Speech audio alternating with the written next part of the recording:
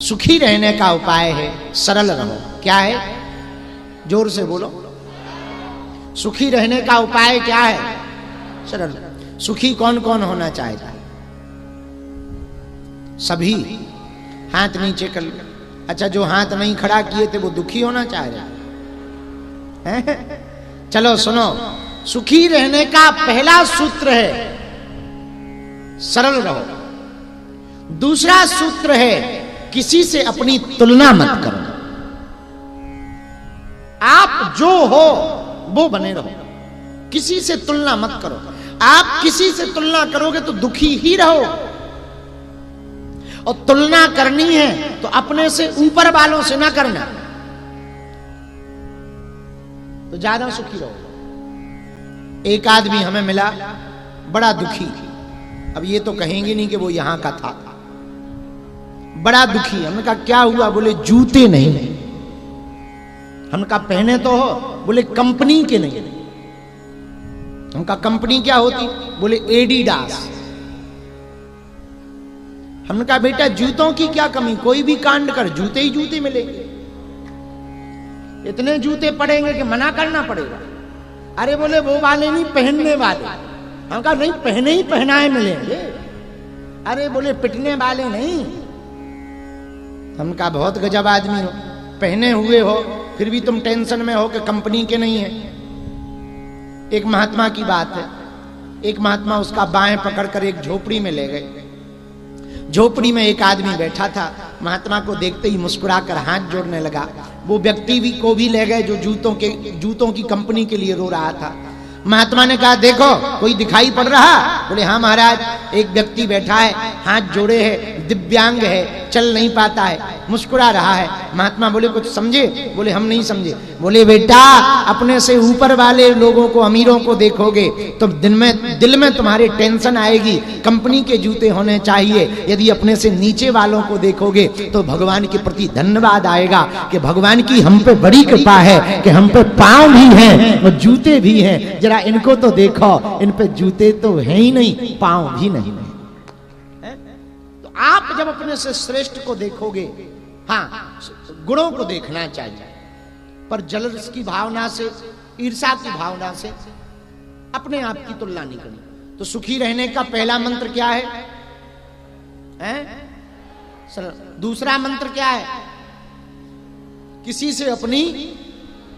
चलो सुखी रहने का तीसरा मंत्र सुनो।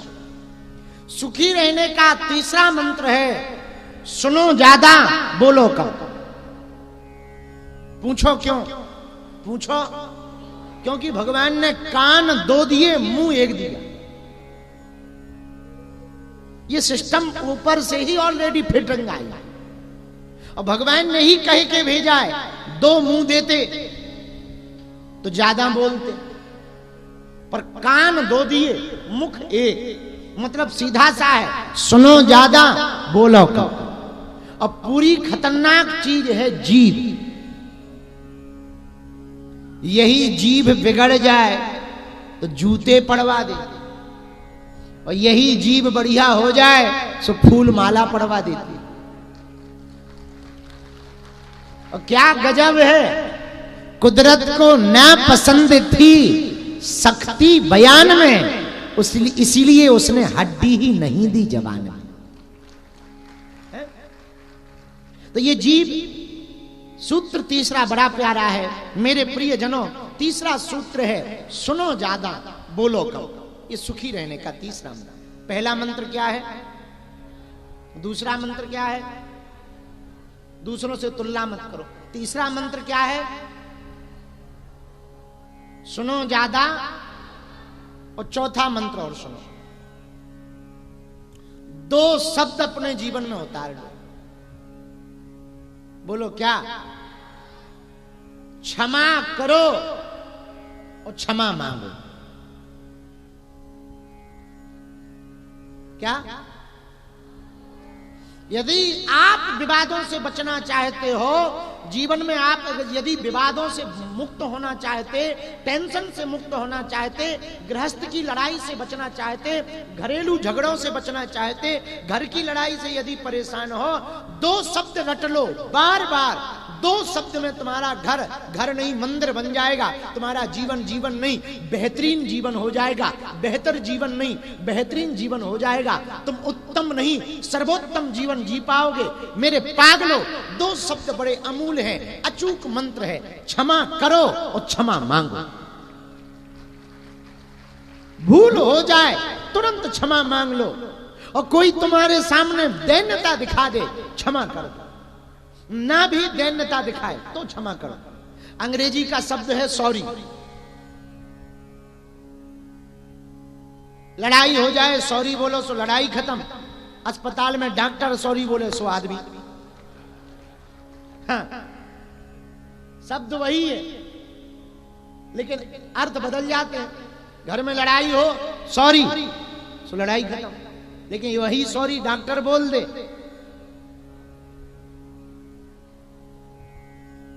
वही है, लेकिन खेल बड़े हैं। तो मेरे पागलों, आपको यदि सुखी रहना है तो पहला मंत्र है सरल रहो, दूसरा मंत्र है, तीसरा मंत्र सुनो ज्यादा, और चौथा मंत्र क्षमा करो और क्षमा मांगो।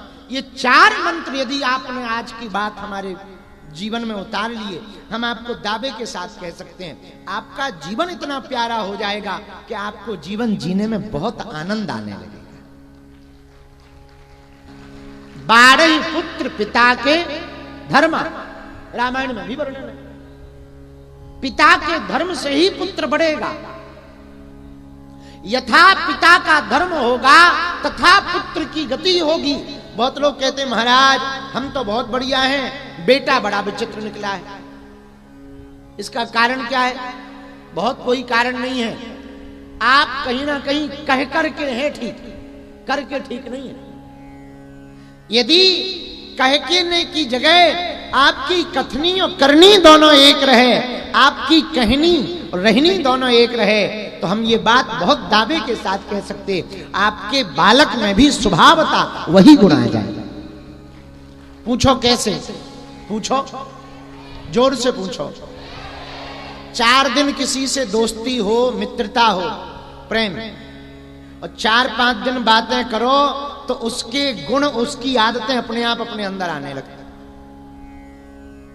आप जिसको प्रेम करो तो उसके जैसी बैठक, उसके जैसी बोली, उसी के जैसी बढ़िया वार्तालाप अपने आप स्वभाव में, जिससे आप प्रेम करोगे, जिसकी बहुत बातें करोगे, जिससे आप बहुत बातें करोगे, जिसको बहुत देखोगे, जिसको बहुत सुनोगे, उसके गुण, उसकी जैसी आदतें अपने आप जीवन में उतरने लगेंगी। उसी प्रकार पुत्र पिता और माता के सन्निकट बहुत दिनों तक रहता है। यदि आपकी आदतें, आपके गुण पक्के रहेंगे, आप डिगेंगे नहीं, तो आपके बच्चे के अंदर भी वो आदत पड़ जाएगी। आपके बच्चे भी पक्के रहेंगे, बच्चे डिगेंगे नहीं। तो आप कहो महाराज फिर हमारे बच्चे बिगड़ क्यों जाते? तुम्हारे कर्मों के कारण। महाराज हमारे क्या कर्म है? आप अपने बच्चों को कहते हो झूठ मत बोलो, झूठ बोलने से पाप लगता है। पाप नहीं महापाप लगता है। लेकिन इतने में कोई कर्जा मांगने वाला आ जाए सो अपने ही बेटे से कहते कह दो पापा नहीं है। क्या कहते? कह दो पापा पिताजी है नहीं। अब बताओ, आप ही समझा रहे झूठ बोलने से पाप लगता है और खुद ही अपने बच्चे से झूठ बुलवा रहे कि पापा नहीं है। ये दोनों अलग अलग हैं, हुए अलग अलग परिणाम। बच्चे के मन मस्तिष्क में एक बात बैठ गई कि ये कहने की बात है कि झूठ बोलने से पाप लगता है, बाकी झूठ बोलना चाहिए क्योंकि पापा खुद बुलवा रहे। जब पापा ही झूठ बुलवा रहे हैं तो बोलने में क्या दिक्कत? एक बचपन की बात बताएं हम अपनी। जब हम दादाजी के यहां रहते थे तो जगत भगत आते थे बहुत गुरुजी से मिलने के लिए। एक कोई सज्जन फरीदाबाद से आए, बड़े रईस आदमी थे। उनके पास में जीप कार थी जो खुली रहती थी। दादाजी से उन्होंने कहा कि हमको चित्रकूट के दर्शन करना है। तो दादाजी ने हमको इशारा किया, बुंदेलखंड में बेटा को बिटवा कहते हैं, बोले बिटवा तुम चले जाओ चित्रकूट इनके साथ, तुम भी दर्शन कर लेना और इनको भी कामतानाथ जी के दर्शन करा देना। हमने कहा जो आ गया। चित्रकूट के लिए हम गए। रास्ते में एक जगह पड़ती है सतना। सतना होते हुए चित्रकूट पहुंचे। कामतानाथ जी के दर्शन किए। तब तक किसी कारणवश शायद प्रसादी थी तो पट बंद हो गए, तो बाहर से दर्शन किए। किसी ने कहा कि इतने देर बाद पट खुलेंगे। तो उसी जीप में जो यात्री गए थे, हमको याद है, एक सज्जन ने कहा कि चलो जब तक पट नहीं खुल रहे हैं तब तक किसी सिनेमा में फिल्म देख लें। तो पहले सिनेमा छोटे छोटे होते थे, 3 रुपया 2 रुपया घंटा शायद लगता था, शायद। तो हमसे कहा चलो पंडित जी, छोटे ही थे हम बच्चे। हमने कहा बुरा न मानो, हमारे गुरुजी ने हमें आपके लिए आज्ञा दी है कि आपको कामतानाथ जी के दर्शन करवाएं। आपको सिनेमा देखना है तो देख लो, हम यहीं सीढ़ी पर बैठे हैं, आप आ जाओ लौट के सिनेमा देखकर, क्योंकि हमारे गुरुजी की आज्ञा नहीं।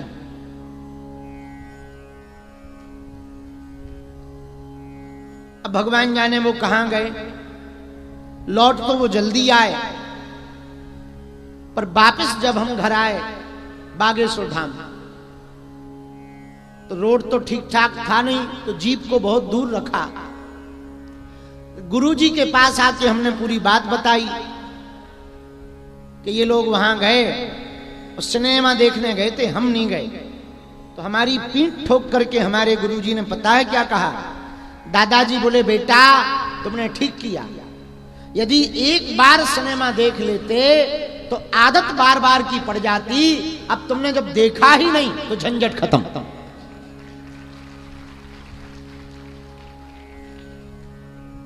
एक बार देख लेने के बाद फिर आदत हो जाती है।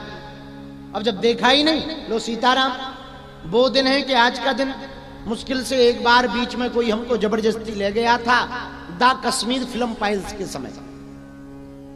तो हमको 15-20 मिनट में ही बहुत अजीब सा लगा। हमने कहा भैया अब बस बहुत है, अब हमको वापस जाना है। वो दिन है कि आज का दिन भगवान की कृपा से आज तक हमने सिनेमा हाउस नहीं देखा, आज तक। पर वो कैसे संभव? बाल्यकाल में यदि बिगड़ जाते तो आज जब भी मौका मिलता तो सिनेमा में घुस जाता, जब समय मिलता घुस जाता। पर बाल्यकाल में मौका नहीं मिला। लो भगवान की बड़ी कृपा है, यही हम आपको निवेदन करना चाह रहे हैं। बाल्यकाल में आप अपने बालक अथवा बालिका को संस्कारों से पक्का रखोगे, विचारों से पक्का रखोगे, संस्कृति से पक्का रखोगे, नियमों से पक्का रखोगे, आदतों से पक्का रखोगे, परंपराओं से पक्का रखोगे, आपके वो बालक किसी भी जगह चले जाएं कहीं बिगड़ नहीं सकते। किन्हीं भी परिस्थितियों में बिगड़ नहीं सकते। और बुरा ना मानना, बिहार वालों और पूरी दुनिया के लोग, जितने लोग इस बात को सुने, इस वीडियो के माध्यम से, कथा के माध्यम से हम एक बात और कहना चाह रहे। सुनो, आप लोगों ने कोयला देखा? कोयला तब तक चमकता है जब तक वो आग में रहता है, और जब तक आग के संपर्क में रहता तब तक चमकता रहता। आग के संपर्क से जैसे ही बाहर आता वो काला हो जाता।